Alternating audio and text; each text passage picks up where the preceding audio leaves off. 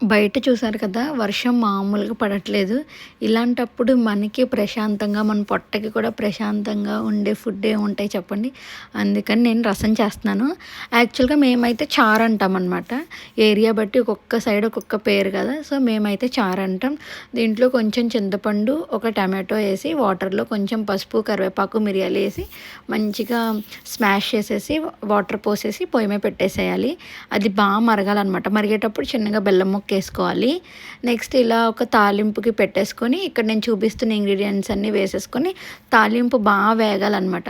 ఇంక వేగగానే ఈ తాలింపుని తీసుకెళ్ళి అందులో వేసేసి, కొత్తిమీర ఉంటే వేసేసుకొని, వెంటనే లిడ్ క్లోజ్ చేసేయాలి. ఆ తాలింపు ఫ్లేవర్ అంతా దానికి పట్టి చాలా బావుంటుంది. ఎప్పుడన్నా ఫీవర్స్, జలుబు ఉన్నప్పుడు, ఏమీ తినాలనిపించినప్పుడు వేడివేడిగా అన్నం పెట్టుకొని, ఈ రసంతో తింటే చాలా సూపర్ ఉంటది. ఒకసారి ట్రై చేయండి.